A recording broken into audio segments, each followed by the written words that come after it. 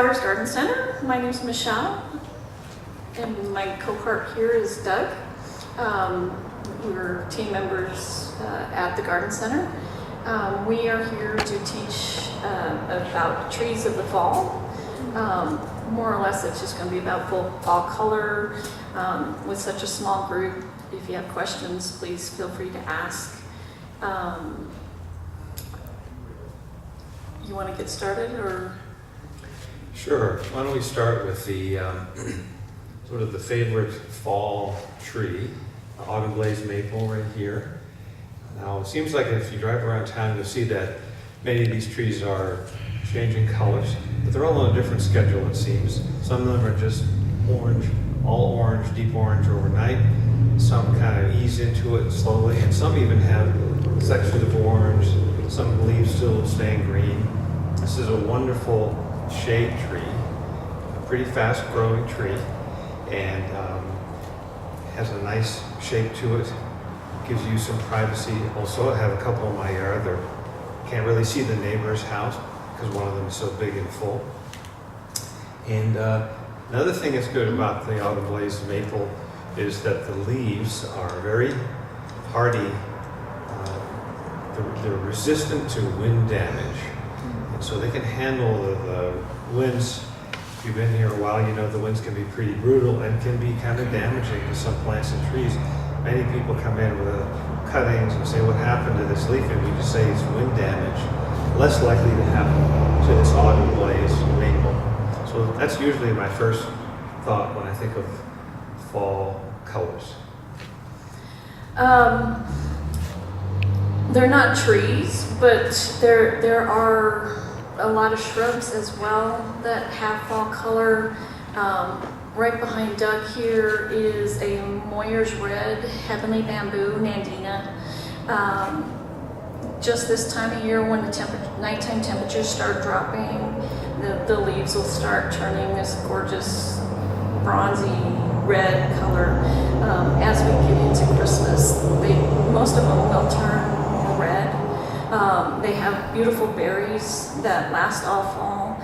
And then when springtime comes and we start warming up, they turn back to green. So there's something that lasts all season long. The next tree we want to start with is the Thompson's Blue Spruce that's right behind Doug. Right there on the end. It's one of the smaller blue spruces. If you read the tag, it says it'll get 50 feet. Very slow growing tree. It only gets 10 feet tall in 10 years, so that kind of gauges how small it's going to be. And with it here, it'll never get to be as tall as it says on the tag. Really pretty early Christmas tree for those that want to have trees in their yard. Evergreen, stays small so you can always decorate. Something to keep in mind, we do sell a lot of living trees around Christmas. So behind Michelle is another wonderful tree. It's the flowering pear, and you see that its leaves are still green, and they're going to stay that way probably until November. I have a couple of these trees in my yard, and it always amazes me that they are the very first trees to come alive in the late spring. All the other trees are still dormant. They're like bears hibernating. They're not even thinking about waking up, and all of a sudden, the flowering pear tree puts out all these beautiful white flowers, followed very quickly by dense green leaves. This is a wonderful shade tree, and really it hangs onto its leaves depending on the weather until well into November. So you have a much longer season of these dense, thick green leaves and kind of shiny leaves, beautiful shape. Outside my kitchen window, it blocks out the late afternoon sun, and in the summertime really does a great job of that, and you sort of get more bang for your buck in terms of leaves. Sure, you're going to lose the leaves eventually. It's a deciduous tree, but they're there for a whole lot longer than most other trees. Okay, this is not even a tree, but the pampas grass is a gorgeous fall plant. The ivory feathers, which is what this guy is on the corner, corner here. He will get about 6 feet tall, so taller than me. The plumes will go even taller. When you guys leave today, if you take a look on the left side of the parking lot, we've got 3 and they're absolutely gorgeous. So nice plant to just give you some color.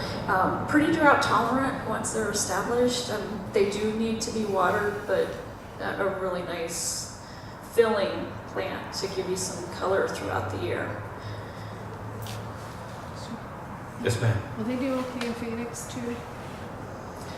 I think so. So the question was about whether pampas grass is going to be okay in Phoenix. Yeah, there's zone 11, so they will get down there. Speaking of pampas grass, I was recently in California and was heading to the Oakland airport, and I was on this little shuttle bus that went way up and over, and the bay was down there, and there was this open area, and it was just this huge field of pampas grass. I'd never seen so many. I'm used to seeing a couple in a yard, maybe 2 or 3 at the most, because they do get fairly large and they fill in nicely. And so I was surprised to see this whole field full of them, and all doing well, and they didn't appear as though anyone was paying too much attention to them. I guess they got plenty of water. They were so close to the bay. One thing about pampas grass, when the plumes are done in the winter, and they'll sort of come out in the fall and do really nicely when a lot of other things in the yard are sort of slowing down for the change of seasons, these plumes will pop up. Now, after a few storms in the course of the winter, all that silk sort of blows away and they don't look quite as nice. I go in and cut them back and cut the plumes back, and then if you want, you can also shape the grassy part of the plant, but you'll have this grassy part going all the time, all the rest of the year. One thing you want to be careful of is on those leaves, the edges are a bit sharp, so be sure you wear a long sleeve shirt when you're working pruning on pampas grass. Yes, ma'am. I just moved here last week, and in the front of my house is one of pampas grass, but in the center it's all dead. What do you do with that? Okay, so the question is, this lady just moved into a house and the pampas grass has kind of dead, sort of brown, mushy material. On the periphery, it's beautiful. Yeah. So after a number of years, maybe 10 years or so, the pampas grass, keeps growing out, and in the middle is sort of the dead growth, and not really going to hurt anything. When you prune the plant, let's say you decide to prune the plant in the spring, it would probably be a good idea, because you don't know if anyone has pruned it since you just moved there. You can just pull out some of that material and throw it away. And I don't think that's really going to fill in, but it's going to remove some of it. My plants, which are over 10 years old now, some of them have that little mush in the middle. I mean, it's kind of dry and brown. Once that fills in, you don't see it quite as much. In the wintertime, it's something that you look at and think, okay, yeah, should I cut that? And usually it's probably not a bad idea. I don't think it's going to hurt the tree. It's just that probably it's just showing its age anyway. So the center will never grow back when I pull it out? Right. I don't think the center will ever grow back. So wouldn't it be better to cut it in half and take And that's what I was going to say. If you come in the spring, you'll see that giant hole in the center. They just keep expanding, and that the original plant kind of dies and it just spreads out. I've seen where people will actually hollow out the middle and just plump a new one in there.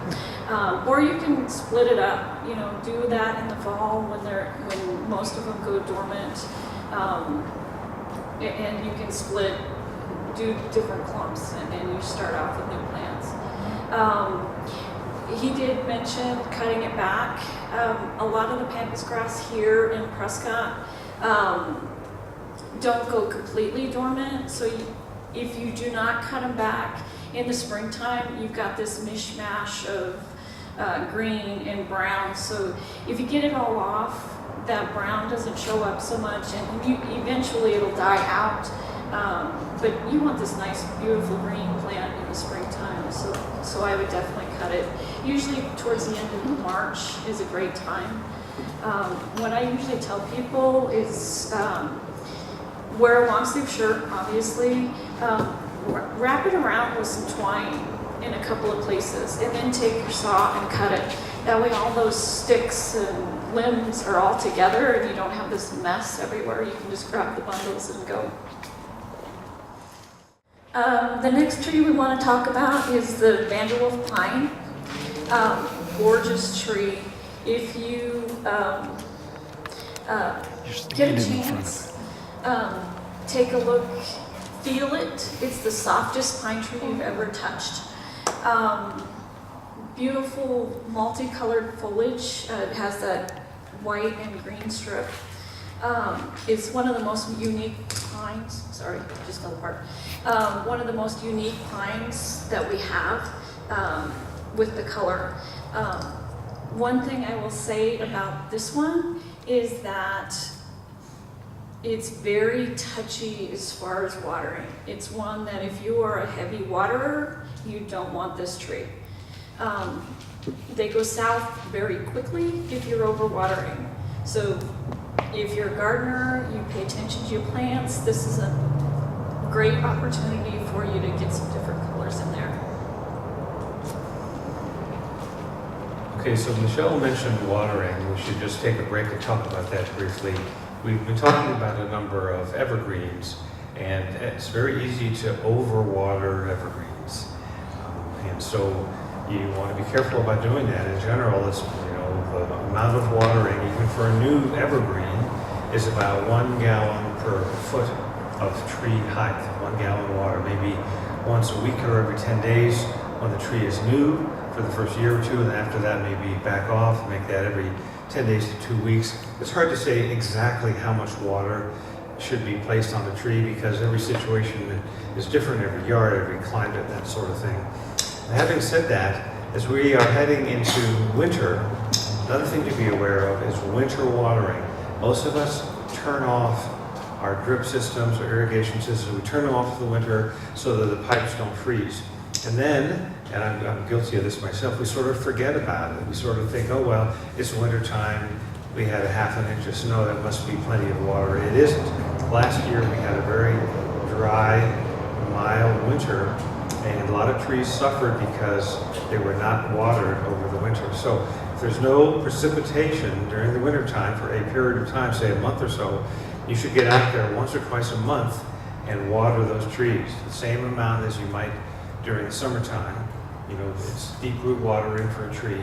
It's really important to keep track of that. So you have to watch the weather, and I'm sure as gardeners you do that. But winter watering is important. Most of us maybe grew up, learned to garden somewhere else where it rained a lot, snowed a lot during the winter. That's not always the case here. And so that's just a caution note about watering practices. How many times a month for a mature tree, not an evergreen? Every 2 weeks, yeah. And just remember, it takes 6 inches of snow to create 1 inch of water. And our snow in the wintertime, especially in that January, December time frame, is that champagne powder that everybody likes to ski on. There's not a lot of moisture in it. So, on a nice sunny day, pull out your hose and just let it run. You'll benefit in the long run with your trees.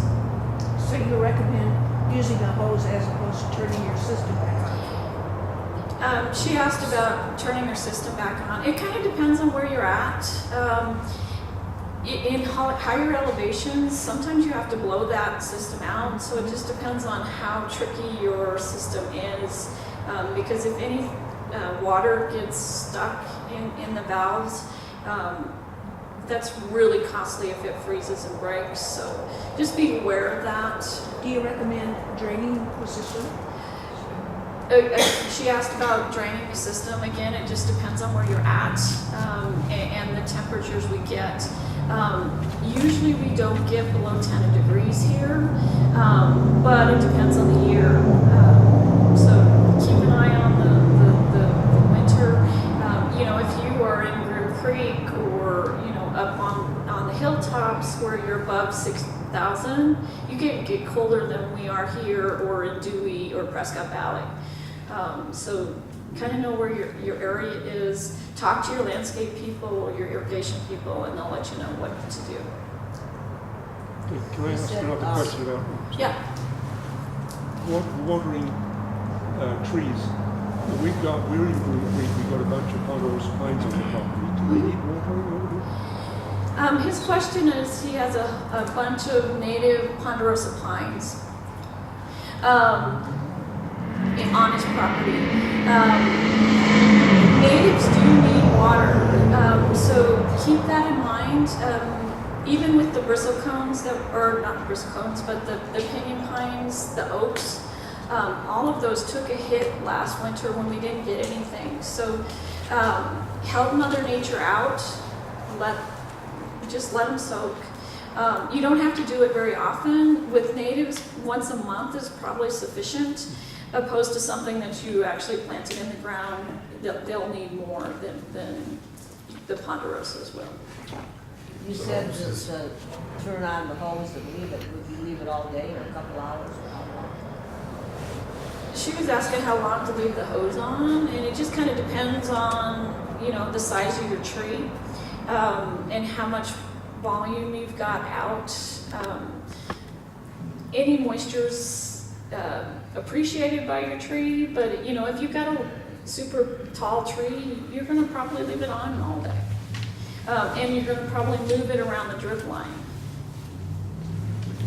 Okay, so following up on this theme of watering, which we've had a number of questions about.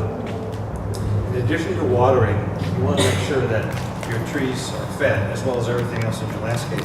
So I'll take this opportunity to talk about our all-purpose fertilizer.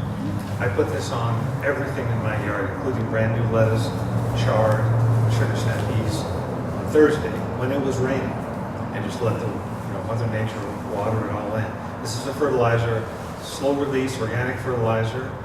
It's good for everything in the yard, and we recommend that you do it 3 or 4 times a year. Now, so many people come in here and they say, I've got these bark beetles, I've got scale on my evergreens, I've got this or that. Most of the time, if you have a healthy tree that's been fed and watered properly, it's going to be able to resist these pests. More often than not, what you'll see is that the trees that are attacked, are susceptible, and have problems with all kinds of pests are weaker trees. For whatever reason, that's where the bugs, the diseases, the scale take place. So the best way to prevent, and we do have other products as well if you do have problems, but the best way to prevent problems is to maintain a healthy tree on your property. Yes, ma'am. I moved into a house that had a lot of trees, and the fruit trees, the neighbor said, it never bore fruit. I used that stuff, just a tiny bit of it, and everything had fruit this year. There you go. So she mentioned Put the microphone over there and ask her to say it again. come out there and do this. So what she said is that she moved into a property, moved into a house. The tree had several fruit trees, and the neighbors informed her that they never had any fruit. And she fed them the all-purpose fertilizer, and now you've got good fruit. And that's, the fertilizer is probably a big part of that. But as far as fruit trees, let's talk briefly about that. Growing fruit here can be an iffy proposition because you may or may not have the right trees planted. If you have trees that are designed to grow in Phoenix, they're going to bloom early in the season. And then it's going to get cold. We'll have nice days, it'll get cold, the blossoms will die, and you'll have no fruit that year. Now, it doesn't hurt the tree because the trees are hardy. And the fruit trees that we sell here, they like a lot of winter cold hours. They want 600 to 700 hours of chilling factor, basically. So you want trees, apples, cherries, pears, apricots, peaches. Those are all good trees here. They want a nice cold snap during the wintertime. And the later that they come out with their blossoms, the better chance you have of bearing fruit. Because you can have a wonderful day, 65, 70, 2 days later we have a hailstorm. And guess what happens to those blossoms? No fruit that year. It's good that you were fortunate. We've had a couple years recently that were just ideal for fruit. And a lot of it has to do with the weather. We had folks come in here and say, this is the best I've ever had on all my fruit trees. I've been here for 5 years. They had one guy that came in and said, I didn't know I had a fruit tree until this year. And he had cherries on this tree, and he brought them in, and he didn't think they were cherries. You know, he said, these are poisonous berries, I believe. I said, no, they look like cherries to me. And he didn't believe me. So I said, here, tell you what, I'm going to take a bite of this. If it's poisonous, I'll probably die. If not, you know, I should be fine. And so, you know, I had the cherry. It was good. It was right. But that just shows you that, you know, you can have a good year and a bad year. And it's a lot of times it's just like if you were, just be happy that we're not farmers for a living, because so much of what happens is dependent on Mother Nature. Yes, ma'am. Well, you said fertilize 3 times a year for the trees. Do you spread that out evenly, so you would be fertilizing once in the winter probably, at least? Well, so the 3 times a year, even 4 times a year is good. Now your question is about fertilizing. When you say spreading it out evenly, what is your question exactly? Well, like every 4 months, so one might fall in the middle of winter. Basically, What do we you say, remember your holidays, Easter, 4th of July, Halloween. Your deciduous don't necessarily need that New Year's dose, your 4th period. However, if you have spruces or any evergreens, that's what you're going to do the 4 times. You're going to add New Year's to the holidays. Because they continue to grow, they perspire. That's not the right word, but they perspire. They lose that in all their food, so they need that extra one that the deciduous ones don't. Let me just follow up on that and I'll continue. So a lot of times the question comes up, well, how much fertilizer do I put on there? Now, on here, and there are these instructions in very small type about how many ounces per trunk thickness. And if you want to be really precise, you can do that, and you got a measuring cup. I don't want to do that. Here's what I did. I've been doing this for years, and my trees have never looked better. I put the 20 pounds of fertilizer in a bucket, and I walk around, and I just go like this. I'm like Johnny Appleseed. And a big tree gets 4 big handfuls, and a butterfly bush gets 3, and small flowers get 2, and vegetables got 1 handful. And so that is my unscientific method of fertilizing. And it makes it easier because I just walk around the yard in the rain until that 20 pounds of fertilizer is gone. Then I'm done for the season. Now other folks want to be a little more precise and accurate, and that works too. It's just a question of what works for you. But the information is there. You know, if you want to measure the tree trunk and the shrubs and put it in a measuring cup and go out there and then come back and do some more math. For me, this is a task that I would like to get completed. And just to piggyback on that, remember where your drip lines are. That's where your feeder roots are. That's where you should be watering.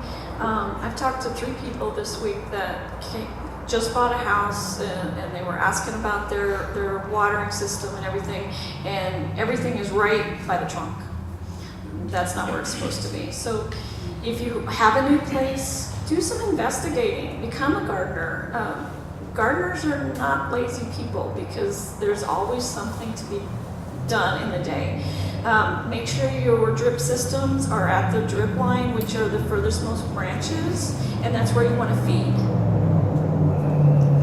Did you have a question? Yeah, we live down on the east side of Dewey, and our trees, the elms and the willows, will either get slime disease or something else hits them, particularly if it gets really wet or if I overwater. And within 3 days, you can see them, they're losing all their leaves, and sometimes they just flat die. So, What do you do? His question is about slime flux, and it is a fungal disease that willows tend to get. Elms, not so much, but elms are it depends. There's so many different varieties of elm trees, but a lot of them are the native elms that just kind of pop up everywhere. There are bugs and beetles that can do that, but the slime flux is a fungal disease that there's really not a lot of treatment for. It depends on how much damage is done to the tree itself, whether you should just cut it out, get it out of there, or you can mix up a 10% bleach solution that tends to cut that bacterial fungal issue down. If you can catch it early enough, if you start seeing black on your trees, it happens to aspens and cottonwoods as well, so kind of keep an eye out on that. But bleach solution seems to be the biggest prohibitive of that. Okay, and it's not always slime because, like I say, if I go out and I soak the ground around, particularly an elm, all of a sudden you'll just see it yellow out and drop its leaves. Somebody said it's affecting the Too roots. much water. The native elms are just kind of out there, and they very rarely will need assistance from you. Like I said, maybe once a month, in the hot June, we're dry and that wind's coming in, but I wouldn't even bother watering them, Okay. except for once a month. Yes, ma'am. Should the bleach solution, or could it be used just as a prevention, or just wait till you see it? She asked when to use the bleach solution, and I wouldn't spray it on early. It just kind of keep a look. It looks like black soot on your bark, so just kind of keep an eye out for. And it'll usually start running, or it looks like it's running, but it looks like soot on your tree. The other thing that we've noticed is the bees show up in the trees. They start coming in, the honeybees, early with the slime disease. If they start coming in, it's a good sign. Some diseases, and if you have honeybees, a lot of times there's another issue, and like aphids and thrip, whitefly will all get on your trees, and they'll leave a honeydew on the leaves, and that's what attracts the bees, the ants, and all that type of stuff. If you add some detergent to that bleach, it really helps too. Oh, okay, I never, Yeah. everything that she said that if she can add some detergent to it, like Dawn, is that what you're talking about? Any or- type of detergent. About a teaspoon to a gallon, just Okay. enough to wet the water a It little bit. just sticks to the Okay. plant more. Yeah, and basically she's doing a sticker spreader when she does that. Her question was to add a detergent to it. Anything that will do that, it makes the bleach stick to the leaves and the trunk better, so it just doesn't run off. So let's move on to some other trees, and one that I have in mind is right behind Michelle, and it's a dwarf Alberta spruce. And this is a very slow-growing tree, probably never going to get more than about 6 feet tall. It's very low maintenance. Let me describe to you the maintenance that I perform about once or twice a year on my trees. And they occasionally get some brown needles during heat waves, and they'll get some spider webs. So I put on my gardening gloves, and I just kind of fluff them up and make that all go away. And the tree survives. It hasn't gotten very big. Mine are kind of wide and maybe about this tall. But these are also really nice trees that you could put outside your front door. You can even put them in pots. We have small ones that are really nice over there. They have that kind of cone shape. They are sort of a symmetrical evergreen type tree that gives you just a nice feeling of something, an entryway. It's not going to anything you have to worry about getting very big. If someday you want to plant it in the ground, you can feel free to do that as well. What's the name of it? She asked, Dwarf Alberta spruce. I would water those little trees and make sure that they're not drying out. They can dry out. and it depends on where you're at, where your pots are. If it's in a nice sunny south side of your house, just stick your finger in. If your soil, 3 or 4 inches down is starting to get dry, give them a drink. It won't hurt them as long as it's nice and warm. You'll be fine. Can we overwater them? Yes, you can. Yeah. Yeah, you can overwater Alberta spruces easily. And evergreens in general can be overwatered, but given that it's in a pot, you can check, as Michelle indicated, just feeling for the moisture. We even have little gadgets here that you can just stab into the soil and it'll give you a moisture reading. And our watering people have those with them and use that, especially this time of year when it's rain, maybe the plant got some water, maybe it's not enough, not really sure. Now before we go on to another tree, I just want to mention something else. Some of you have indicated that you're relatively new to the area, and we have a class called Gardening for Newcomers. Gardening for Newcomers. Michelle and I have done it a couple times, so it's not going to come up again for a while. However, all these classes are archived as YouTube videos.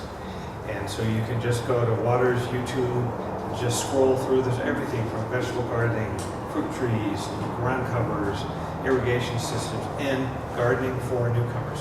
And what we talk about are many of the factors that are a challenge to gardening here. It's very different. We've all probably learned to garden somewhere else, and we have that knowledge, those practices, those habits. It's very different here. I won't go into all the details, but it has to do with altitude, crummy soil, lack of humidity, hot and dry winds, all those things. And so that's a good one to check out because it's probably going to be a while before it comes around. And most classes are only about an hour, and so it's not a major commitment. So, Michelle? So the next tree I want to talk about is the weeping Atlas spruce, which is this twisty, curvy tree here. Kind of a unique tree. He can actually get quite tall if you allow it to. We were kind of touching before class on how to do it. Basically, you just keep training it as it grows. You tie it up and you keep it just doing the twisty turning, or you can just let it go and then it just becomes this monster of effect on the ground. I would try to keep it off the ground if you can, just because anything that's on the ground, attracts bugs and different issues. But really cool tree, evergreen, gives you some interest in your yard. Can it go circular on that too? Absolutely. You could do anything you want to shape it, any which way you want to go. Get creative. Have fun. This is not really a tree, actually. It's a blueberry shrub. We have that in our mix here. And blueberries will do well here, but there are two things that they need. They need some shade, and they need an acidic soil, acid-loving plant. So you can plant this in the ground in your yard. Most likely, you do not have an acidic soil. Your soil is very high in alkaline. So adding sulfur works. A lot of people feel like their blueberries do better growing them in a pot. And if you use our potting soil, that's a balanced soil. And you can still add sulfur to make sure that the acidity is high enough. And a couple summers ago, I was showing a young family around and we were looking at fruit trees. They picked out a blueberry bush, and we went over to the fruit trees, and all the parents and I were looking at the fruit trees where two kids ate all the berries on the shrub. And I mean, there were a lot of them. And the parents looked kind of embarrassed and, we all chuckle and everything. And I thought, I don't think those kids have yet learned that, you have to kind of limit yourself when it comes to fruit consumption. But I always think about those kids. I mean, they definitely got their fruit for the day. And the one reason we do have it up here, this guy turns a gorgeous orange, and so it makes a nice shady shrub. It's going to get in that 3 to 4 foot range. Gorgeous fall color, so keep that in mind. Next tree I'd like to talk about, and this is one of my new favorite trees this year. This is a chaparral Arizona cypress. So they're coming out with new and really pretty colors of Arizona cypress. This has this, sagey green.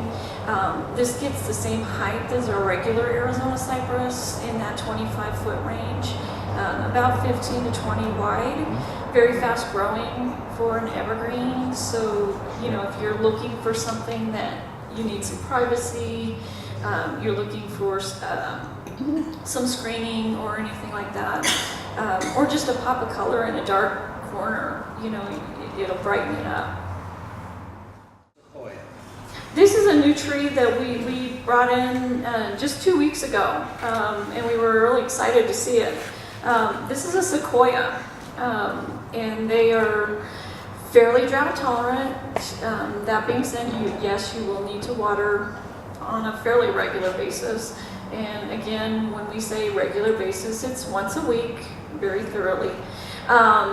This guy's going to get pretty good size, so you'll need space in your yard for it to be. It is evergreen, going to get about 20 feet wide. So we're really excited to see what they do here. So speaking of redwoods, Talk really loud. let me tell you a redwood story. When I moved into a house in Northern California, there were about a dozen redwood trees. They were maybe 7 or 8 feet tall, kind of scrawny looking. So I lived there for about 20 years, and the redwoods, they got some water coming off the hill, and redwoods will soak up a lot of moisture from the fog, something we don't really see here much, but at night in Northern California there was plenty of fog. So these trees got to be about 40 or 50 feet tall. And one day, this guy came to my door. I think maybe he was from Guam or Samoa, and he was like interviewing for a gardening job. I hadn't been advertising or anything. So he came into my backyard and he said, "See those redwood trees there? We'll just top them off about 10 feet from the top." I said, "Oh, no, I don't think so." And then he pointed to where we were standing, which was this huge bed of California poppies. He said, "It will pull all these weeds." I said, "This happened to be the state flower, not exactly weeds." So needless to say, he didn't get the job. Not that I was looking for a gardener. It just reinforced my concept that I was going to do the gardening, but that nothing was going to top off, my redwood trees. Okay. Next, did we talk about the burning bush? I don't think we did. This is a dwarf burning bush. It is a shrub. Gets in that 4 to 6 foot range. It is a member of the euonymus family. Green in the summer, and it's just now starting to turn red. But they turn this beautiful fire red, kind of like the maples, so you get that color. They are deciduous, so they will lose their leaves. But a nice shrub, very trimmable. If you want to keep them, 3 foot, I would say that would be okay. But in that 4 to 6 foot range. Another euonymus that we have is this golden euonymus. For those that want some winter color, this adds that spark of brightness to your yard. In that 4 foot range, golden euonymus is what this is called. Very trimmable. A lot of people like to make those little balls or a hedge out of them, but it adds some nice color for the winter. One that we do not have up here is a red tip photinia. Everybody knows what they look like, but they do have really pretty colors. So if you keep them trimmed, all that new growth is going to be that red. At Christmas time, they look beautiful around town because everybody's done their fall trimming and they just turn bright red, so that everybody's ready for Christmas. Lastly, this is a brand new cotoneaster, or cotton Easter, depending on how you want to mention it, but cotoneaster is how it's supposed to be said. This is a gray leaf cotoneaster, 3 to 4 foot tall and wide. It is a semi-evergreen here, so it depends on how cold our winters get, whether it'll keep its leaves or not, but typically it does.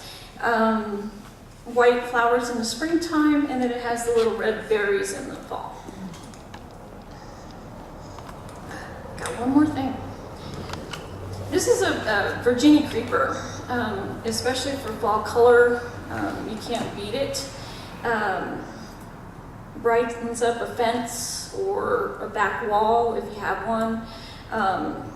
Gives you that pop of color. It is deciduous, so it will lose its leaves, but it's a nice spreader. So you're going to get about 10 feet of new growth every year. So I think we would be remiss if we didn't mention the camellias. I mean, I'm just staring at them. They're all behind Thank you. you. From here all the way to back there. Camellias probably fall into that category of large shrub, small tree. They're wonderful plants. They also like an acidic soil, and they like some shade. What's really nice about them is that they flower in the wintertime, maybe February, March, when not too much else is happening in your yard. The camellias will come out with these beautiful flowers, kind of flat. You probably have noticed people will put them like in a bowl of water, and they just kind of float around. And so they can get to be 8 feet tall. They just need some shade and some acidic soil. Maybe you have a question? Yes, couple. Of the shrubs that you mentioned, the cotoneaster and the bamboo, and the one right beside you, The burning Michelle, bush. burning Yeah. bush. Any of them deer resistant? So the question is about deer resistance. Okay. The cotoneaster, Yes. yes. Yes. The Other two? euonymus, probably no. No. Anything that's nice and green and leafy and soft and chewy, Uh-huh. deer are probably never like that. As far- Rabbits like this too. Yeah. So how about the The Nandina? bamboo Nandina, no, it's pretty resistant. Occasionally they'll come and munch a little bit, but they've got that tough leaf, so they don't really like it. So we didn't really And the talk too burning much bush? about that. The but- burning bush? The burning bush is part of that euonymus family, so they will eat it. Okay. How about javelina? Javelina will, they don't necessarily eat a lot of plants unless they're really thirsty. Like last year, we had a run on everything. Things that were on the list, they ate. Deer and rabbit ate everything on the list. So there wasn't anything resistant. So it is resistant, but it just depends on the year and whether we get moisture or not. It looks like it's going to be a really good year for us as far as moisture goes. So hopefully we won't have as many animal attacks as we did last year. So we have lists, they're on the website, of deer resistant, deer and rabbit, javelina resistant. As Michelle mentioned, these are sort of like suggested lists. You can't get the animals to read the list and buy them. Sometimes they'll eat them, sometimes they won't.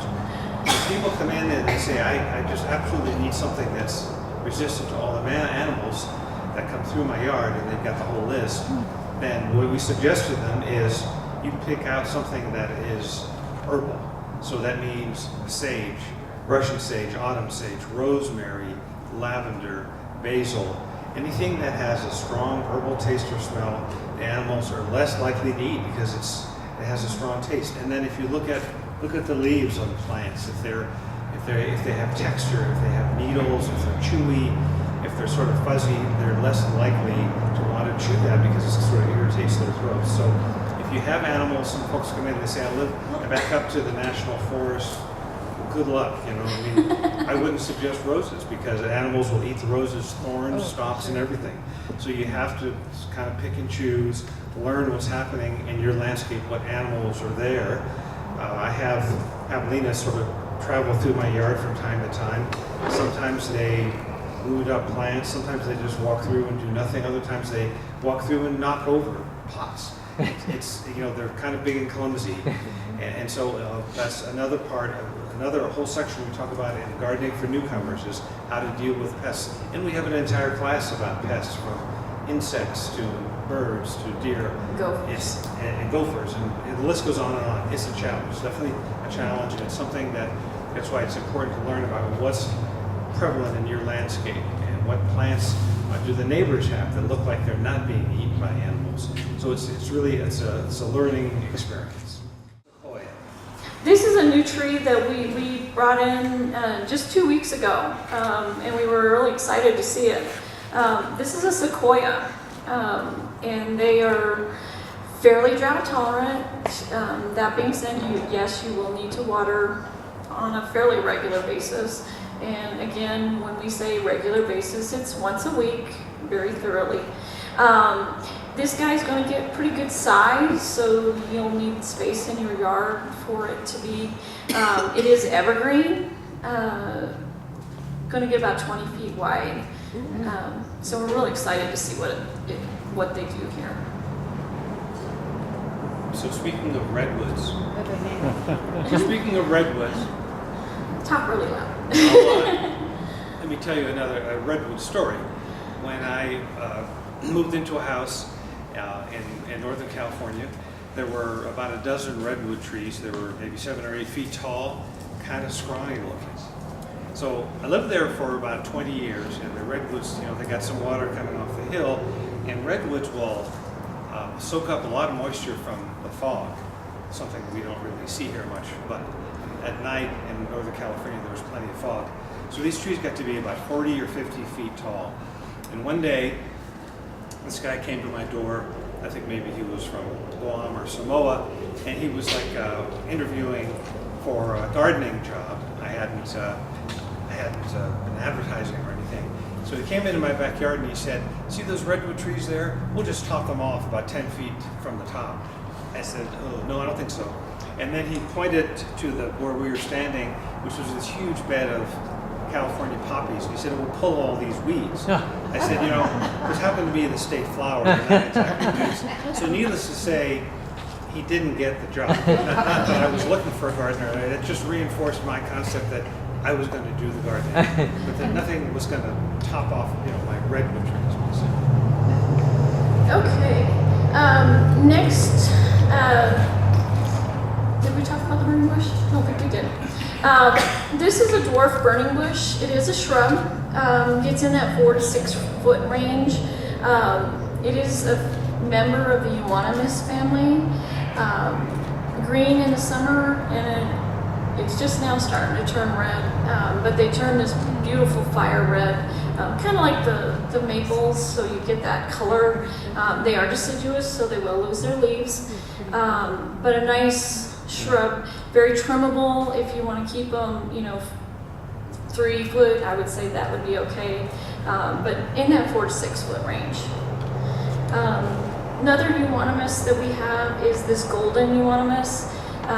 For those that want some winter color, this adds that spark of brightness to your yard. In that 4 foot range, golden euonymus is what this is called. Very trimmable. A lot of people like to make those little balls or a hedge out of them, but it adds some nice color for the winter. One that we do not have up here is a red tip photinia. Everybody knows what they look like, but they do have really pretty colors. So if you keep them trimmed, all that new growth is going to be that red. At Christmas time, they look beautiful around town because everybody's done their fall trimming and they just turn bright red, so that everybody's ready for Christmas. Lastly, this is a brand new cotoneaster, or cotton Easter, depending on how you want to mention it, but cotoneaster is how it's supposed to be said. This is a gray leaf cotoneaster, 3 to 4 foot tall and wide. It is a semi-evergreen here, so it depends on how cold our winters get, whether it'll keep its leaves or not, but typically it does. White flowers in the springtime, and then it has the little red berries in the fall. Got one more thing. This is a Virginia creeper, especially for fall color. You can't beat it. Brightens up a fence or a back wall if you have one. Gives you that pop of color. It is deciduous, so it will lose its leaves, but it's a nice spreader, so you're going to get about 10 feet of new growth every year.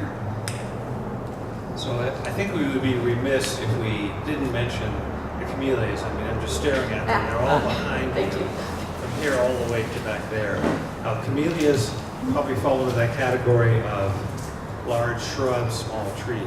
They're wonderful plants. They also like an acidic soil, and they like some shade. What's really nice about them is that they flower in the wintertime, maybe February, March, when not too much else is happening in your yard. The camellias will come out with these beautiful flowers, kind of flat. You probably have noticed people will put them like in a bowl of water, and they just kind of float around. And so they can get to be 8 feet tall. They just need some shade and some acidic soil. Maybe you have a question? Yes, couple.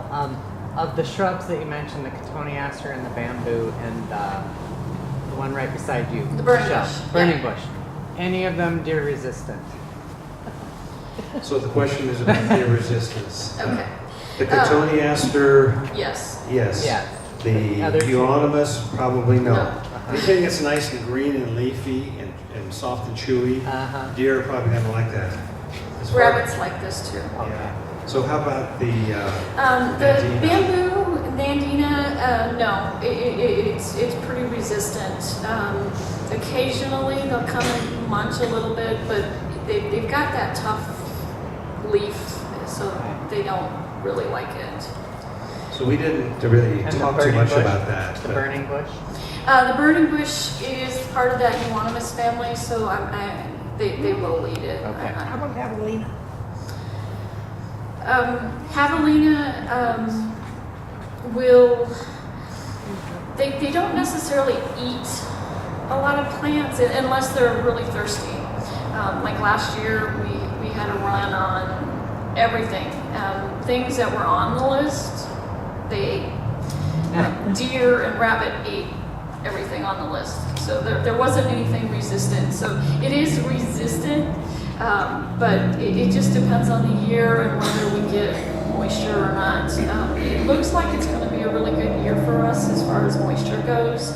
So hopefully we won't have as many animal attacks as we did last year. So we have lists they're on the website, of deer resistant, deer and rabbit, javelina resistant. As Michelle mentioned, these are sort of like suggested lists. You can't get the animals to read the list and buy them. Sometimes they'll eat them, sometimes they won't. If people come in and they say, I just absolutely need something that's resistant to all the animals that come through my yard, and they've got the whole list, then what we suggest to them is you pick out something that is herbal. So that means sage, Russian sage, autumn sage, rosemary, lavender, basil, anything that has a strong herbal taste or smell, the animals are less likely to eat because it has a strong taste. And then if you look at the leaves on plants, if they have texture, if they have needles, if they're chewy, if they're sort of fuzzy, they're less likely to want to chew that because it sort of irritates their throats. So if you have animals, some folks come in and they say, I back up to the national forest. Well, good luck, I mean, I wouldn't suggest roses because animals will eat the roses, thorns, stalks, and everything. So you have to kind of pick and choose, learn what's happening in your landscape, what animals are there. I have javelina sort of travel through my yard from time to time. Sometimes they root up plants, sometimes they just walk through and do nothing, other times they walk through and knock over pots. It's they're kind of big and clumsy, and so that's another part, another whole section we talk about in gardening for newcomers is how to deal with pests. And we have an entire class about pests, from insects to birds to deer, Gophers. and gophers, and the list goes on and on. It's a challenge, it's definitely a challenge, and it's something that's why it's important to learn about what's prevalent in your landscape and what plants do the neighbors have that look like they're not being eaten by animals. So it's really a learning experience. Just a real quick mention, there are annuals that are great for fall color as well. Your pansies, your snapdragons, the calendula, which are the yellow flowers right here. These guys are going to last all winter long for you. They like the snow. Your calendula and your snapdragons will stop flowering towards January, December, when it gets really cold, but they'll stay evergreen.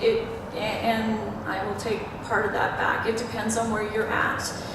Most of us, they'll be fine for, pansies love the snow. You see their happy little faces pop out underneath a blanket of snow. And as soon as the sun comes up, they jump up and say, here I am. So if you want that pop of color by your front porch or back patio or wherever you spend time with, those are great to get in now. Yes, ma'am. I'm jumping back, but I thought I read on your site or something that you have some spray or something to help with the like javelinas, leaving them alone? The question was about spray or some kind of product for javelina or deer. There are a number of products. There are sprays, there are pellets you can put around. Let's say you see that one plant seems to be susceptible to animals eating it. You can put pellets around it, create a barrier. There are some things that work, and other people will say it hasn't worked for them. So it's something you have to kind of experiment with and see if it's going to work in your environment. Yes, ma'am. Like in our yard, we just have a big, huge water trough, and the animals will come drink, and they just keep walking through because that's what they want. Usually.